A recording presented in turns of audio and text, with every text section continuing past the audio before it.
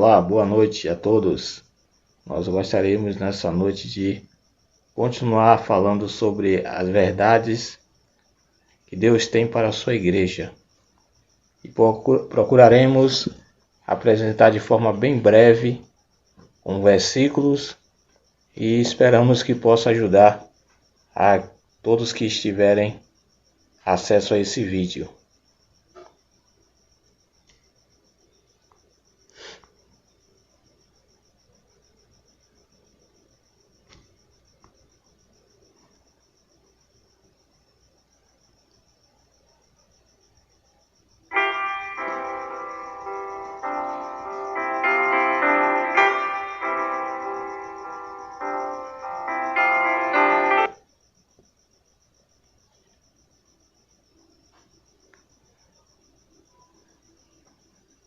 Antes disso, gostaríamos de passar esse pequeno hino para que as pessoas possam ouvir esta mensagem.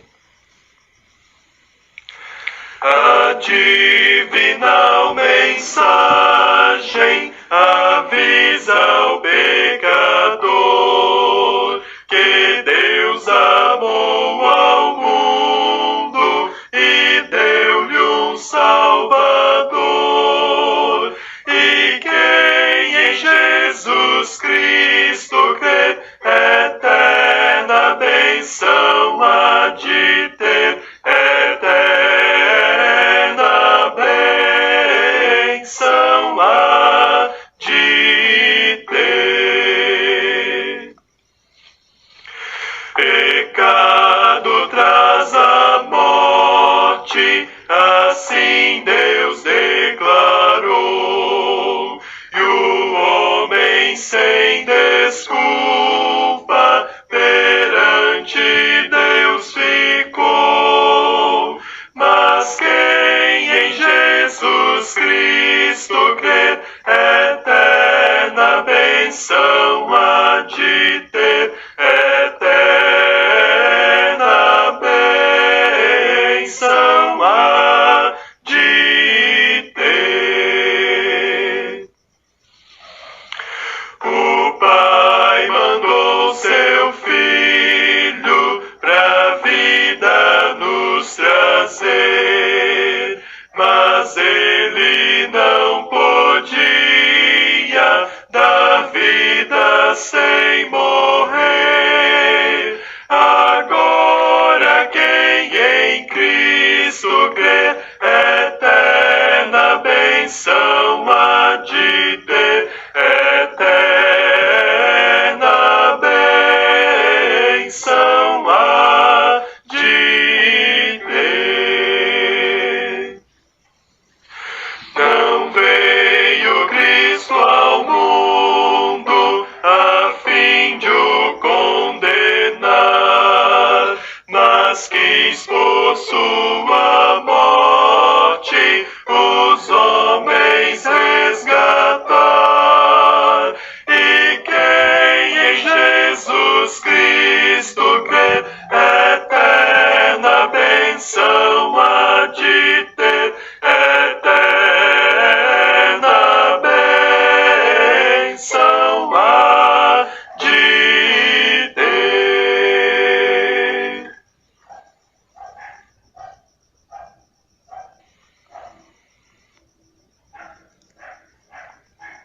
A proposta dessa noite é falar um pouco sobre a igreja local, a vontade de Deus para a sua igreja. O que a Bíblia tem a dizer? O que o Senhor, que é o dono da igreja, tem a dizer sobre a sua própria igreja. Mas como tudo tem um início, nós, antes de chegarmos a esse assunto de fato, gostaríamos primeiro de pautar a partir do fundamento. O fundamento que nos levará a chegar no assunto que é a proposição desta noite. Então eu gostaria de, antes de tudo, como já disse, começar do início. Tudo tem um início. Então vamos lá. Antes de tudo, O intuito desse estudo não é desfazer de ninguém, não é desfazer de nenhum grupo, pessoa, instituição. Nós estamos apenas denunciando práticas contrárias à palavra de Deus. O apóstolo Paulo, em 2 Timóteo 2,19, ele vai falar algo interessante para nós. Ele vai dizer: todavia, o fundamento de Deus fica firme, tendo este selo: o Senhor conhece os que são seus, e qualquer que profere o nome de Cristo aparta-se da iniquidade.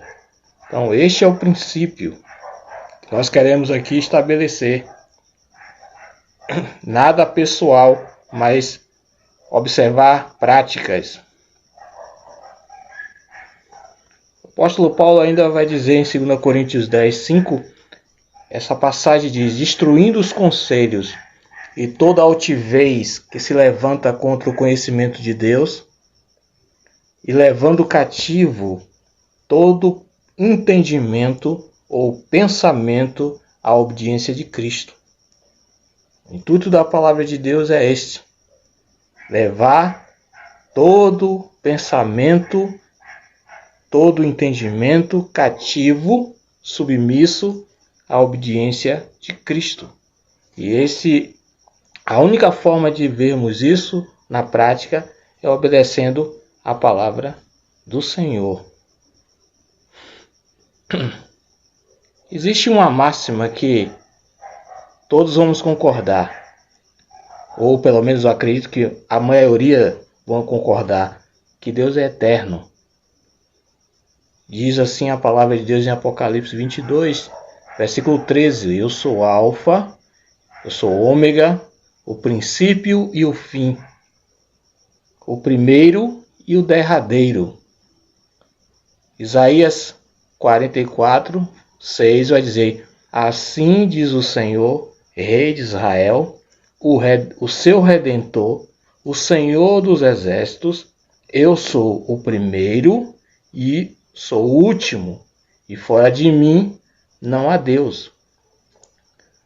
Falando uma profecia ainda, a profecia de Isaías sobre o nascimento do Senhor, ele diz: porque um menino nos nasceu, um filho se nos deu, e o principado está sobre os seus ombros, e se chamará o seu nome maravilhoso, Conselheiro, Deus forte, Pai da eternidade, Príncipe da paz. Isaías 9:6. Então nós temos aí novamente o princípio da eternidade. Deus é eterno. Diz ainda Hebreus 9:14, que diz: quanto mais o sangue de Cristo, que pelo Espírito eterno se ofereceu a si mesmo imaculado a Deus. Pelo Espírito eterno, o sangue de Cristo, pelo Espírito eterno, se ofereceu a si mesmo imaculado a Deus. Então nós temos novamente um princípio de que Deus é eterno. Mas fora de Deus, anjos foram criados, a natureza como um todo foi criado, o homem foi criado reto, mas diz a Escritura que ele caiu com o pecado e morreu espiritualmente. E aí o escritor de Eclesiastes vai deixar essa verdade bem nítida quando ele diz: eis aqui que tão somente achei que Deus fez o homem reto, porém eles buscaram muitas astúcias, porque o salário do pecado é a morte, mas o dom gratuito de Deus é a vida eterna por Cristo Jesus. E ao Senhor, a Nicodemos, falando a Nicodemos, o Senhor Jesus Cristo vai dizer: não te maravilhe de te ter dito, necessário vos é nascer de novo. Então nós temos aí uma necessidade depois da queda, onde o homem caiu, a natureza, a criação também foi atingida, tudo foi atingido, e há uma necessidade agora a partir desta queda, que o homem precisa, é necessário que ele nasça de novo. Mas ainda falando desse assunto, em Cristo o Pai tem feito uma nova criação espiritual. E vos revistais do novo homem, que segundo Deus é criado em verdadeira justiça e santidade. Efésios 4:24. Revistais do novo homem, que segundo Deus é criado, uma nova criação. Que aquela primeira foi estragada pelo pecado.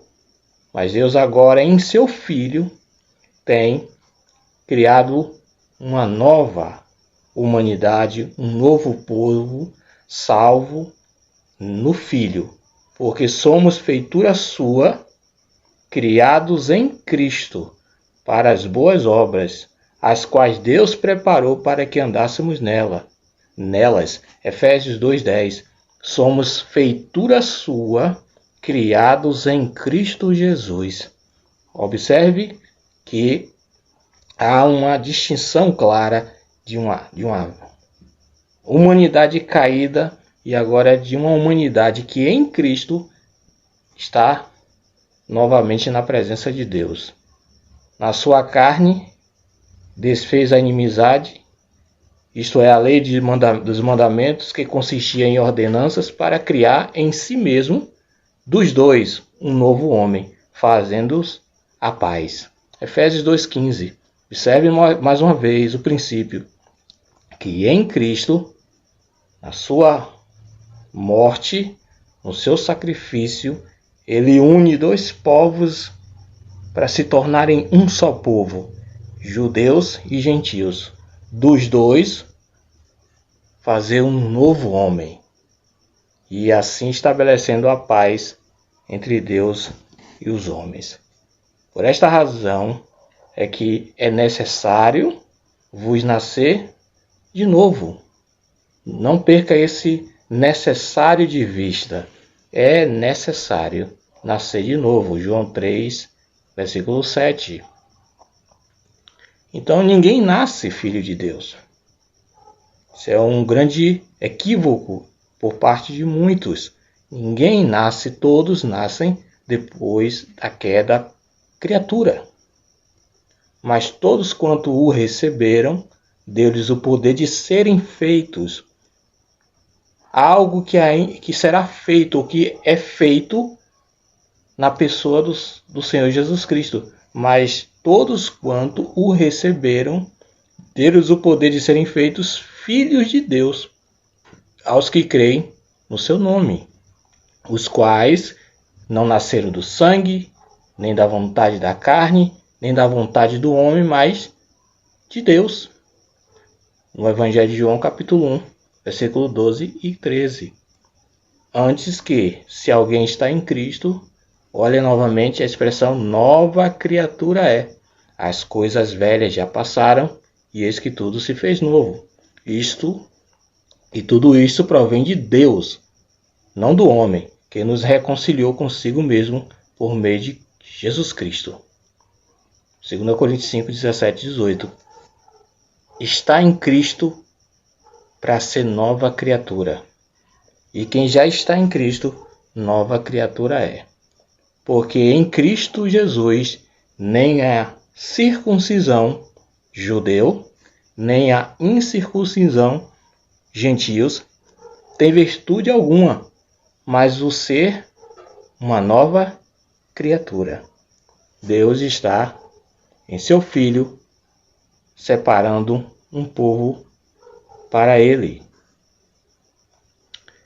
E é interessante que a salvação é um ato único, é um acontecimento único, em um tempo determinado na vida de cada pessoa, e além de ser um ato único, não ser um processo, é algo para sempre, único e para sempre. Olha o que diz a Escritura, João 6,37. Todo o que o Pai me dá virá a mim, E o que vem a mim, de maneira nenhuma o lançarei fora. Garantia de salvação, de preservação aos que creem. Dou-lhes a vida eterna, um presente, e nunca hão de perecer, e ninguém as arrebatará da minha mão. Meu Pai que mais deu é maior do que todos, e ninguém pode arrebatá-las da mão de meu Pai. João 10, 28 e 29. Esta é uma salvação gratuita, esta é uma salvação eterna, para sempre. Vinde a mim, todos que estáis cansados e oprimidos, e eu vos aliviarei, e encontrarei descanso para as vossas almas. O chamamento do Senhor é descanso para os oprimidos, alívio para aqueles que estão cansados, e assim esse descanso é a própria presença do Senhor na vida da pessoa e tudo que vem junto com isto, é a vida eterna, perdão do seu pecado. Eu sou a porta. Se alguém entrar por mim, salvar-se-á. Entrará e sairá e achará pastagem. Eu sou a porta. Ele não é uma das portas, mas ele é a única porta, o nosso Salvador e Senhor Jesus Cristo. A salvação da alma, então, é o primeiro passo. Deus amou o mundo de tal maneira que deu o seu Filho unigênito para que todo aquele que nele crê não pereça, mas tenha a vida eterna. Esta é a manifestação do amor de Deus para com os homens que não mereciam esse amor. Deus amou a ponto de dar o seu Filho unigênito para que esse homem, essa humanidade salva tenha a vida eterna. Então, você já tem a certeza da sua salvação? Já se arrependeu do seu pecado? Já creu no Senhor Jesus Cristo como seu Salvador pessoal? Se ainda não, faça o quanto antes. Por quê? Porque a condenação é esta, que a luz veio ao mundo, e os homens amaram mais as trevas do que a luz, porque as suas obras eram más. A condenação é esta.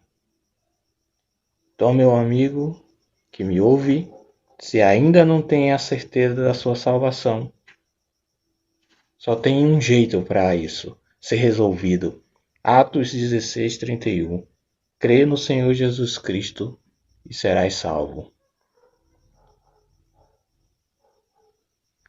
Então, por que é preciso esse tempo para falar sobre a salvação? Porque não podemos falar sobre a Igreja de Deus sem esse passo inicial. Não podemos entender sobre a Igreja de Deus, o seu funcionamento, o que Deus tem para a sua Igreja, sem um passo inicial. E a Bíblia vai dizer por quê. Ora, o homem natural não compreende as coisas do Espírito de Deus, porque lhes parece loucura, e não pode entendê-las, porque elas se discernem espiritualmente. 1 Coríntios 2,14. 1 Coríntios 2,13, ainda voltando um pouco no capítulo, diz: as quais também falamos, não com palavras que a sabedoria humana ensina, mas com as que o Espírito Santo ensina, comparando as coisas espirituais com coisas espirituais. Então nós temos aí um princípio. Para falarmos sobre coisas espirituais, é preciso que a pessoa nasça de novo. Foi isso que aconteceu com Nicodemos, quando ele veio ao Senhor Jesus Cristo para ter com ele à noite, para conversar com ele, mas aí o Senhor disse a ele: se vos falei de coisas terrestres e não crestes, como crereis se vos falar das celestiais? Então nós temos aí uma máxima. Para falar das coisas espirituais, é preciso crer no Senhor Jesus Cristo.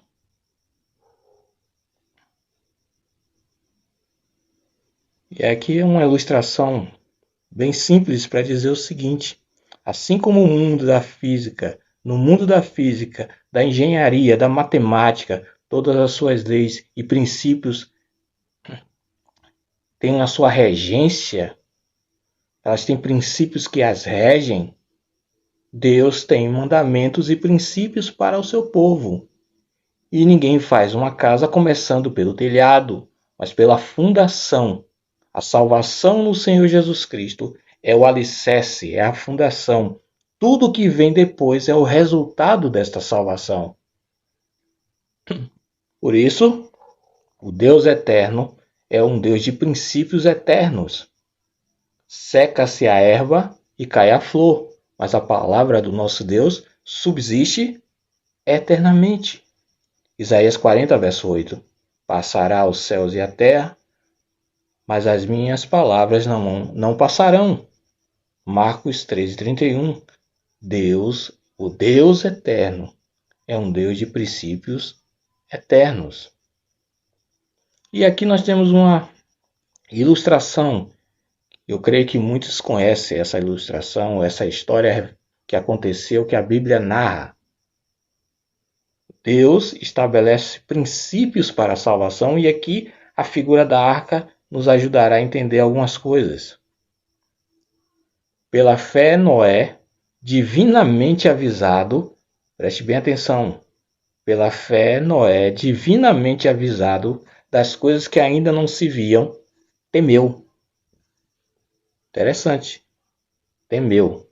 O temor do Senhor é o princípio da sabedoria.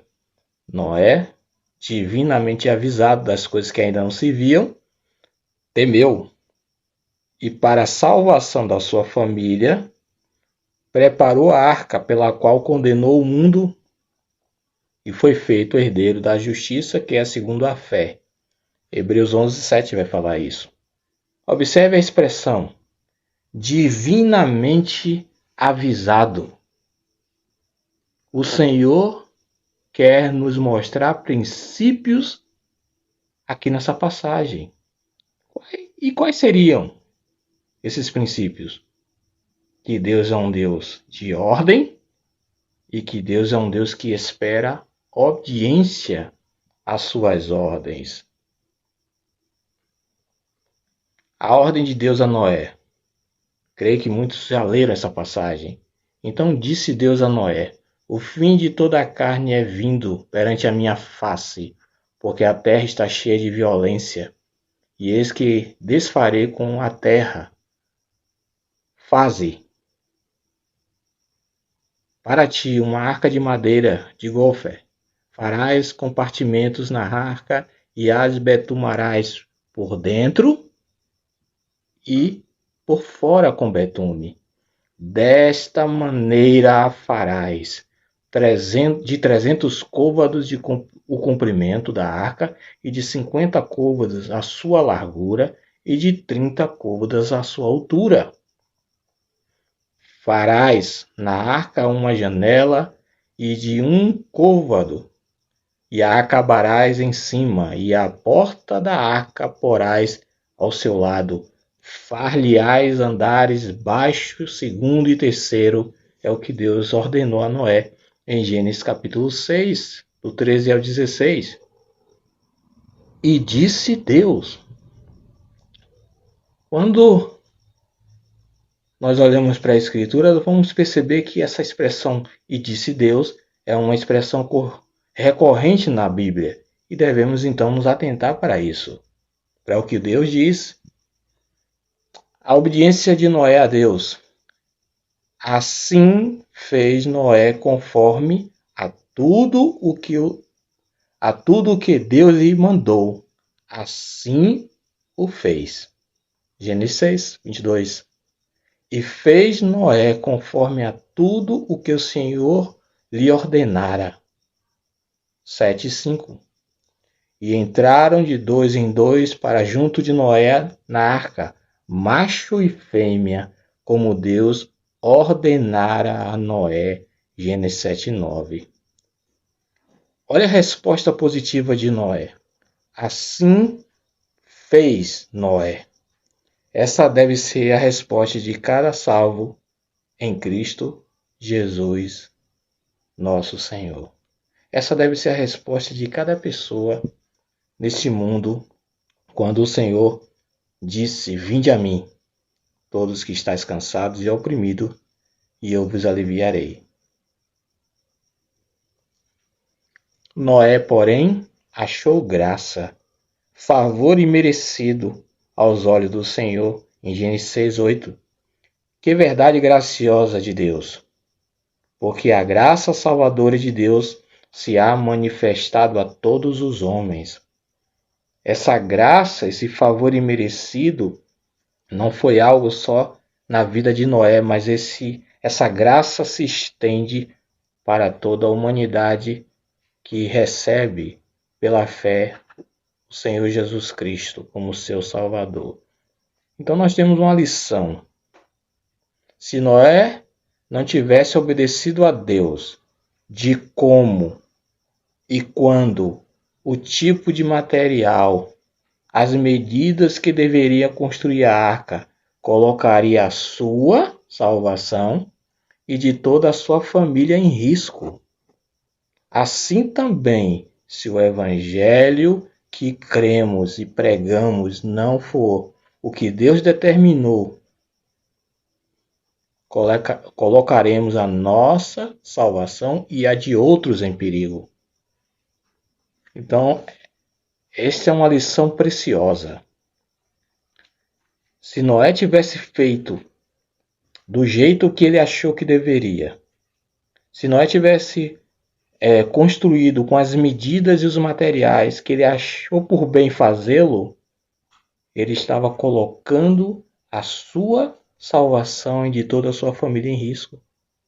Se nós pregamos um evangelho distorcido, um evangelho desprovido da pessoa e da obra do Senhor Jesus Cristo, nós estamos colocando a nós e aos ouvintes em perigo. Tem cuidado de ti mesmo e da doutrina. Persevera nestas coisas, porque fazendo-as isto, te salvarás tanto a ti mesmo como aos que te ouvem. Paulo falando a Timóteo no capítulo 4 de 1 Timóteo 16. Aventais de folha ou túnicas de pele. Quando nós retrocedemos na questão do pecado e partindo do princípio do que aconteceu no Éden, a gente pode tirar alguma lição também sobre isso. Foram abertos os olhos de ambos e conheceram que estavam nus e cozeram. Observe essas palavras em negrito, destacadas em negrito. E cozeram folhas de figueira e fizeram para si aventais. E ouviram a voz do Senhor Deus, que passeava no jardim pela viração do dia, e esconderam-se, Adão e sua mulher, da presença do Senhor Deus, entre as árvores do jardim. Eles se esconderam entre as árvores do jardim. E chamou o Senhor Deus a Adão e disse-lhe: Onde estás? E ele disse: Ouvi a tua voz soar no jardim. Temi, porque estava nu e escondi-me. Gênesis 3, 7-10. Temos aqui o quadro inicial da tragédia do pecado, trazida pelo pecado. Temi, porque estava nu e escondi.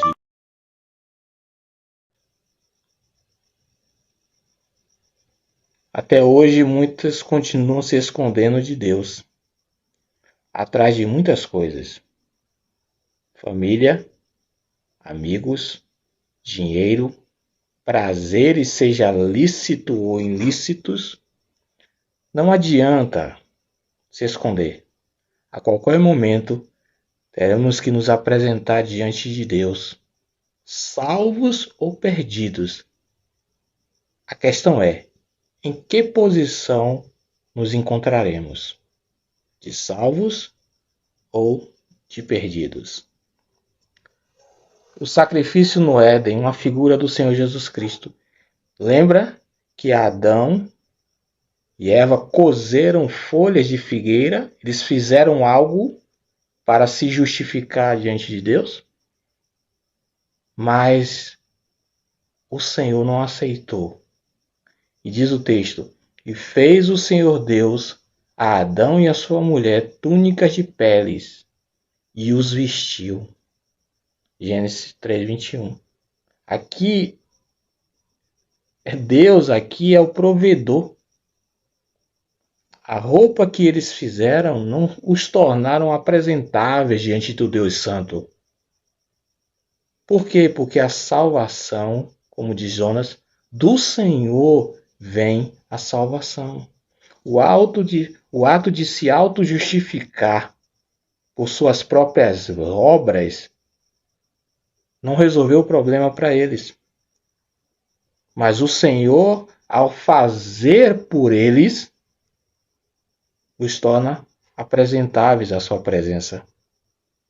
Isso é um quadro lindo, sublime, da obra perfeita do nosso Salvador e Senhor Jesus Cristo. A salvação sempre é obra de Deus para a humanidade.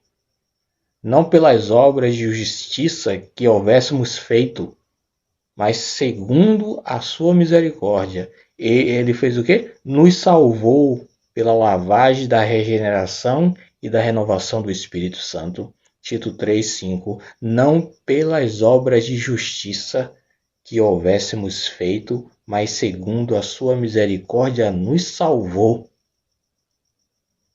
Fora desse padrão, é religião do esforço próprio. É triste, mas é solene. Fora desse padrão, é religião do esforço próprio. E disseram uns aos outros, eia, façamos tijolos e queimemo-los bem, e foi-lhes o tijolo por pedra e o betume por cal. E disseram, eia, edifiquemos nós uma cidade e uma torre cujo cume toque os céus, e façamos-nos um nome, para que não sejamos espalhados sobre a face de toda a terra. Gênesis 11, 3-4. Observe a atitude daqueles homens, mulheres de Sodoma. Eles queriam chegar ao céu, mas queriam chegar com seus próprios esforços. Queriam chegar ao céu, ao topo, construindo aquela torre através das obras das suas mãos. Esforço próprio. Então, fora da salvação que Deus oferece a cada pecador, não passa de religião do esforço próprio. Observe as expressões que nós encontramos nesse texto de Gênesis 11.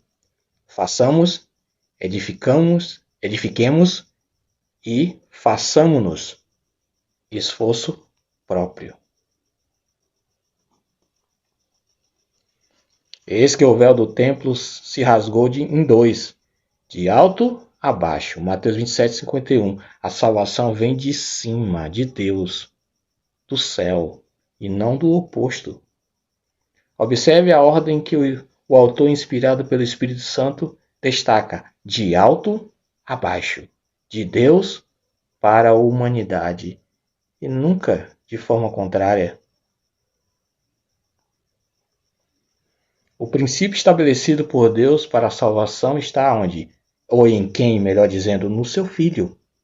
Esta é uma palavra fiel e digna de toda aceitação, que Cristo Jesus veio ao mundo para salvar os pecadores. 1 Timóteo 1,15. Esta é uma palavra fiel e digna de toda aceitação, que Cristo Jesus veio ao mundo para salvar os pecadores. Tentar chegar ao céu fora de Cristo é uma tentativa fracassada, porque em nenhum outro há salvação, porque também debaixo do céu nenhum outro nome há, dado entre os homens, pelo qual devamos ser salvos. Atos 4:12. E repito novamente, e eis que o véu do templo se rasgou em dois, de alto a baixo. A salvação vem de Deus para o homem. Então nós temos aí alguns erros a serem evitados quando se trata da salvação. A salvação da alma. Olha o que diz. Cristo, batismo. Cristo mais batismo, Cristo mais obras, Cristo mais lei, Cristo mais dízimo, Cristo mais isso, Cristo mais aquilo. A lista é longa. E em muitos lugares na cristandade, o Senhor Jesus Cristo não é suficiente. Eles oferecem o Senhor Jesus Cristo mais alguma coisa agregando para que essa pessoa possa ser salva, mas é um erro a ser evitado. Tendo aparência de piedade, mas negando a eficácia dela, deixa e afasta-te. O falso mestre, o falso ensino vai trazer sempre na sua mensagem uma mistura perigosa. O Senhor, nosso Senhor Jesus Cristo, é suficiente para salvar todo aquele que crê. Somente Ele, o seu sangue derramado na cruz, é suficiente para salvar todo aquele que crê. O falso evangelho não gera pessoas salvas, mas ela gera pessoas religiosas. E eis aqui um grande perigo entre ser salvo e ser religioso. Há uma grande diferença. Então toda a raça humana, baseada nesses versículos aqui, elas precisam de duas coisas. E são duas coisas que elas almejam todo o tempo. Paz. Paz com Deus e a paz de Deus. Tendo sido, pois, justificados pela fé, temos paz com Deus. Paz com Deus nos fala da salvação. A inimizade desfeita e a reconciliação efetuada na pessoa e obra do Senhor Jesus Cristo é que proporciona a cada pessoa a paz com Deus. Salvação por nosso Senhor Jesus Cristo. Romanos 5:1. E a paz de Deus, o fruto, o resultado dessa salvação, que excede todo entendimento, guardará os vossos corações e os vossos pensamentos em Cristo Jesus. Observe que são duas coisas, mas estão correlacionadas. Paz com Deus e paz de Deus. A paz com Deus só pode ser obtida pela fé no Senhor Jesus Cristo. Salvação. E a paz de Deus, que é o resultado dessa salvação, somente em Cristo. Trocar essa ordem é continuar em caminho duvidoso. Não seria esse o princípio que tem sido ignorado por grande parte da cristandade hoje, buscando uma salvação e uma paz sem Cristo? Deus é um Deus de princípios, porque Deus não é Deus de confusão, senão de paz.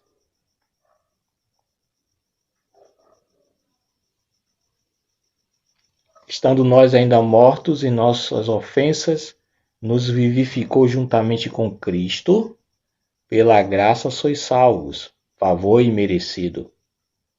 e nos ressuscitou juntamente com ele e nos fez assentar nos lugares celestiais em Cristo, para mostrar nos séculos vindouros as abundantes riquezas da sua graça, pela sua benignidade para conosco em Cristo Jesus. Porque pela graça sois salvos, por meio da fé, e isto não vem de vós, é dom de Deus, dom presente de Deus. Não vem das obras, para que ninguém se glorie. Porque somos feitura sua, criados em Cristo Jesus para as boas obras, as quais Deus preparou para que andássemos nelas. Efésios 2, 5-10. Observe que a ênfase está sempre em que o homem morto no seu pecado, ofensas, só pode ser vivificado na obra do Salvador e Senhor Jesus Cristo. E quando justificado, agora ele está em Cristo. Ele já não está mais perdido nos seus delitos, nem morto espiritualmente, mas ele agora está em Cristo. Porque assim como todos morreram em Adão, assim também todos, e aqui todos os que crê, serão vivificados em Cristo. Então, convém atentar no que diz, né? Assim diz o Senhor. Esta é uma expressão falada pelos profetas da antiga aliança para chamar o povo de Israel ao conserto. Mas existe um princípio aqui que podemos aproveitar. Assim diz o Senhor dos Exércitos: considerai os vossos caminhos. O profeta Ageu, ali convocando aquele povo: considerai os vossos caminhos. Assim diz o Senhor: ponde-vos nos caminhos e vede, e perguntai pelas veredas antigas, qual é o bom caminho? Qual é o bom caminho? E andai por ele, e achareis descanso para as vossas almas. Mas o povo dizia: não andaremos nele. Será que estamos nos atentando para o que o Senhor diz na sua palavra? Será que estamos prestando atenção para o que ele tem dito? Ou estamos nos atentando no que diz os homens, os líderes religiosos, os políticos, seja lá quem for? Será que nós estamos nos atentando para aquilo que as denominações têm dito? Ou o que tem dito as religiões? Ou até mesmo para aqueles que acreditam o que tem dito ou o que tem saído do seu eu interior, do seu interior. Devemos nos atentar para o princípio do fundamento. Deus estabeleceu um fundamento para a salvação e para a edificação em cima daquilo que já foi colocado. Segundo a graça de Deus que me foi dada, pus eu, como um sábio arquiteto, o fundamento, e outro edifica sobre ele, mas veja cada um como edifica sobre ele. Porque ninguém pode pôr outro fundamento além do que já está posto. O qual é? Esse fundamento é Jesus Cristo. 1 Coríntios 3, 10, 11. O fundamento é e sempre será o Senhor Jesus Cristo. E chegando-vos para ele, pedra viva, reprovada na verdade pelos homens, mas para com Deus, eleita e preciosa. 1 Pedro 2,4. Essa pedra, essa rocha rejeitada pelos homens, mas para com Deus, eleita e preciosa. Deus estabeleceu um fundamento. E esse fundamento deve ser respeitado. O fundamento não é a religião, o fundamento não é a ideia humana, a sabedoria humana. O fundamento é o Senhor Jesus Cristo. devemos nos atentar para o princípio da sentença.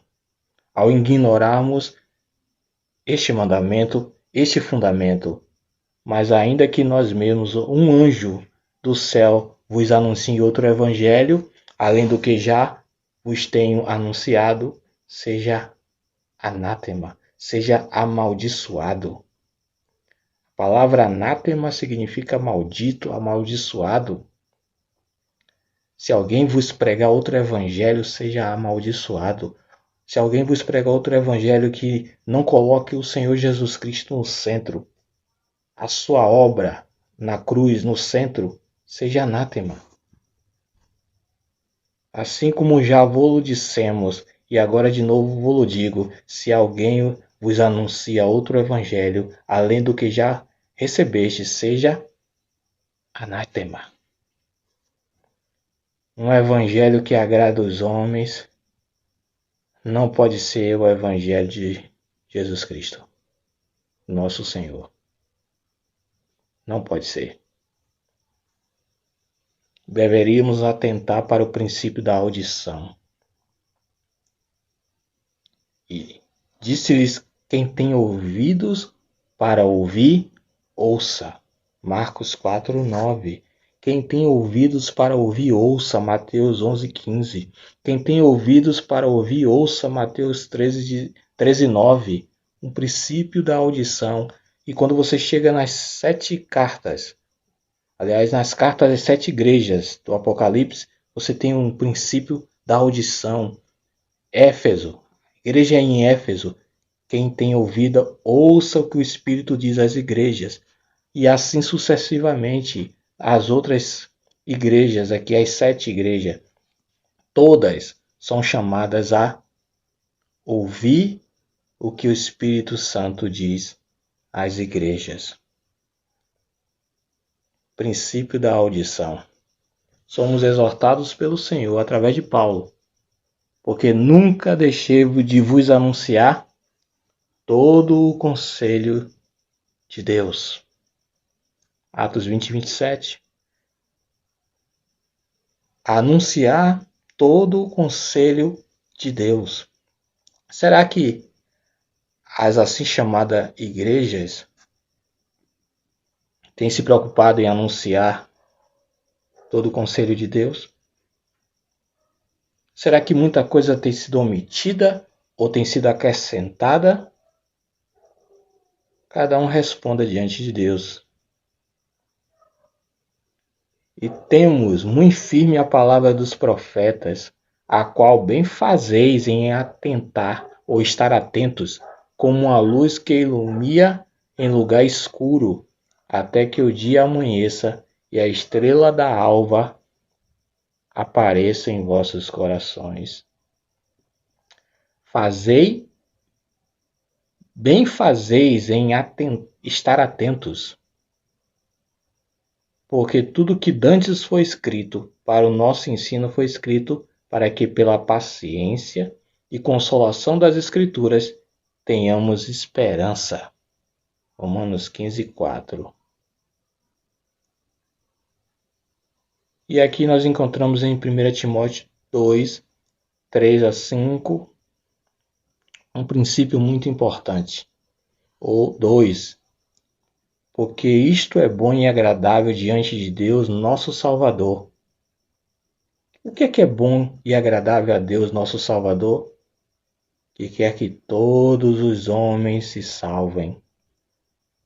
E fique só aí? Não. E venham ao conhecimento da verdade. Deus quer que todos se salvem e que venha ao pleno conhecimento da verdade. A primeira parte destacada, que todos os homens se salvem, é algo que grande parte não vai ter nenhuma dúvida sobre isso, que Deus quer isso. Mas a segunda parte parece que tem sido deixada de lado. O conhecimento da verdade, o conhecimento daquilo que o Senhor Deus quer para o seu povo, a sua igreja, tem sido deixado de lado. Porque há um só mediador entre Deus e os homens, Jesus Cristo, homem. Deus quer que todos os homens se salvem e venham ao conhecimento da verdade. Devemos atentar para o princípio da revelação divina, sabendo primeiramente isto, que nenhuma profecia da Escritura é de particular interpretação, porque a profecia nunca foi produzida por vontade de homem algum, mas os homens santos de Deus falaram inspirados pelo Espírito Santo. O princípio da revelação não é de particular interpretação, mas o Espírito Santo. Esses homens foram inspirados pelo Espírito Santo. Não foi algo que nasceu na sua mente, nas suas impressões sobre as coisas. Foi algo revelado. Quando vier aquele Espírito de verdade, ele vos guiará em toda a verdade, porque não falará de si mesmo, mas dirá tudo o que tiver ouvido e vos anunciará o que há de vir. João 6,13. Obedecer à ordem de Deus ou de homem. No livro de Juízes tem uma narrativa, um princípio que se revela constantemente, que há uma repetição no livro de Juízes. Essa frase: naqueles dias não havia rei em Israel, porém cada um fazia o que parecia reto aos seus olhos. Essa palavra, fazia o que era reto aos seus olhos, cada um fazia o que era reto aos seus olhos, é constantemente falada no livro de Juízes. E diz o seguinte: faleceu, porém, Josué, filho de Num, servo do Senhor, com a idade de 110 anos, e outra geração após ele, ela se levantou que não conhecia o Senhor, nem tampouco a obra que fizera a Israel. Não é o que está acontecendo hoje? Cada um fazendo o que parece reto aos seus olhos, soberba. Se levantando cada vez gerações que não conhecem ao Senhor.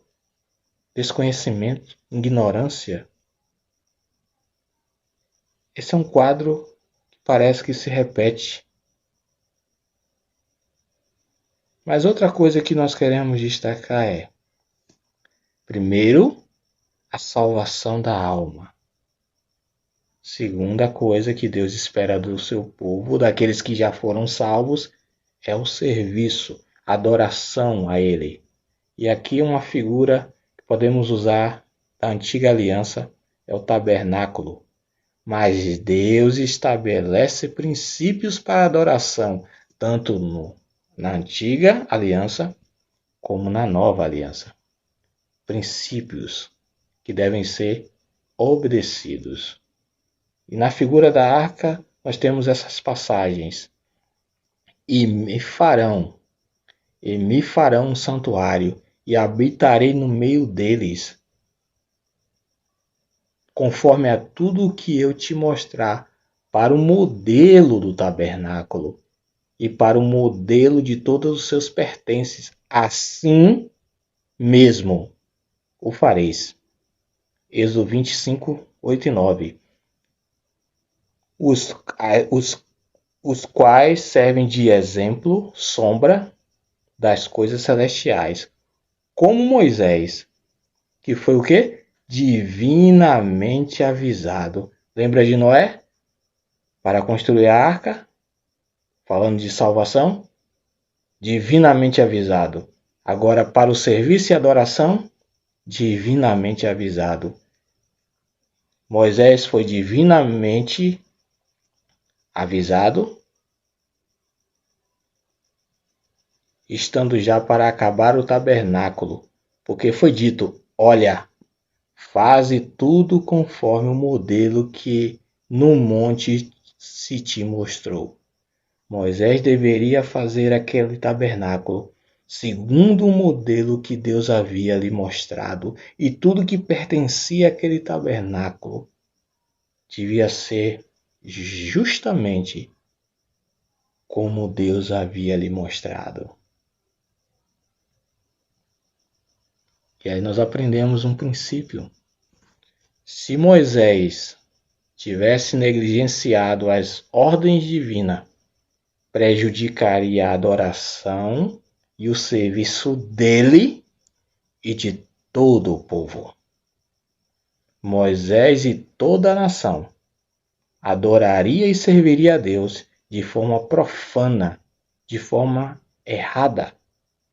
Mas nosso Deus tem princípios. Moisés divinamente foi avisado, como diz Hebreus 8:5. Em Êxodo 25, o que nós lemos, conforme a tudo o que eu te mostrar para modelo do tabernáculo. Então nós temos aí duas construções e dois princípios. Noé, para atravessar o juízo de Deus sobre a terra e salvar a sua vida e da sua família, precisaria construir aquela arca. Mas como? Divinamente avisado. Moisés, para levar o povo de Israel a adorar, servir ao Senhor, ele foi mandado que ele construísse um tabernáculo, e a ordem expressa foi que Moisés deveria atentar conforme a tudo que te mostrou ou foi mostrado a ele como modelo para o tabernáculo, porque Moisés divinamente foi avisado.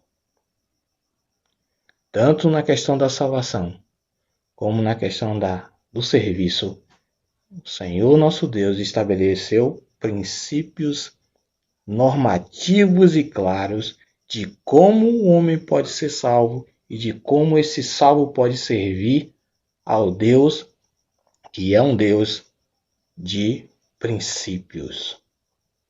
E cada um que nos ouve nesse dia possa se atentar para isso. Nosso Deus é um Deus de princípios.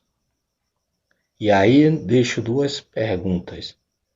Será que Deus se importa com a maneira como o seu povo adora ou o modo como se reúnem para o ministério da palavra? Será que ele tem uma opinião a respeito disto tudo ou deste assunto? Essa pergunta só pode ser respondida através da própria Escritura e nos exemplos positivos e negativos que nos são passados.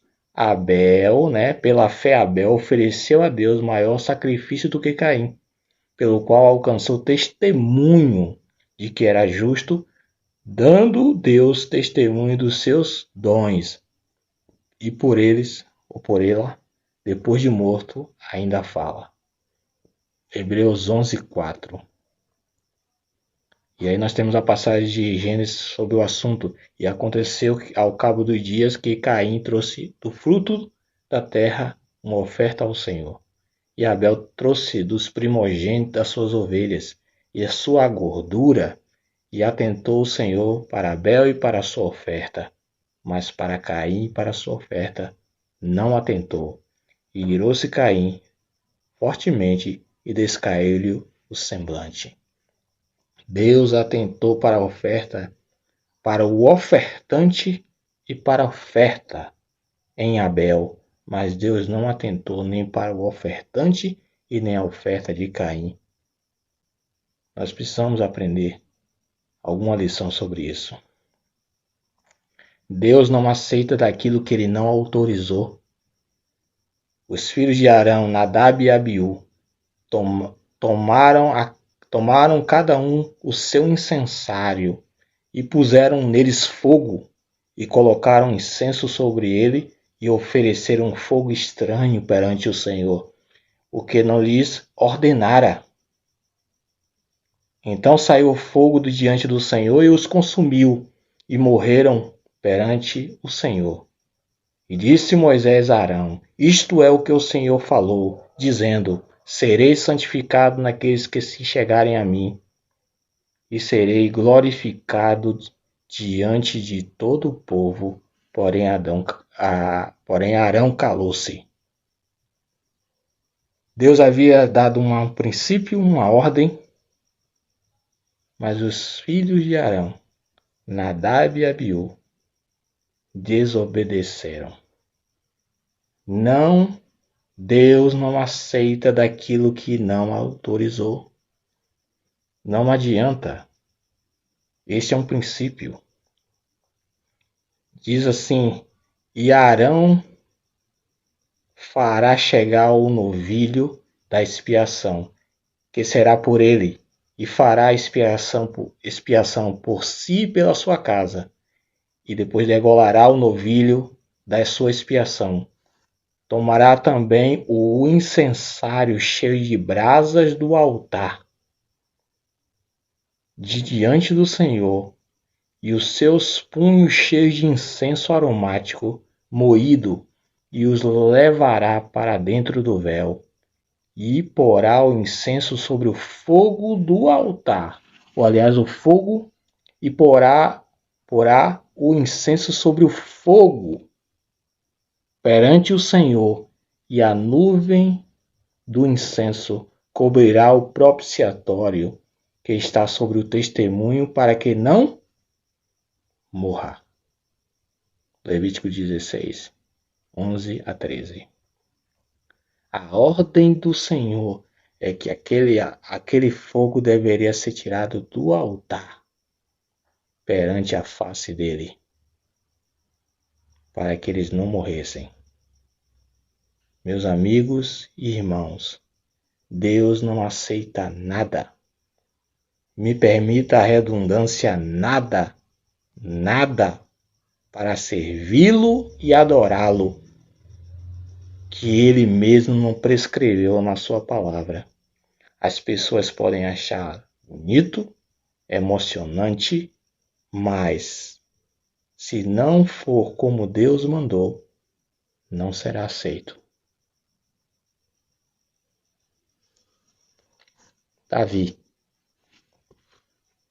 Davi e toda a casa de Israel festejavam perante o Senhor com toda a sorte de instrumentos, de pau, de faia, como também com harpas e com saltérios e com tamborins e com pandeiros e com símbolos.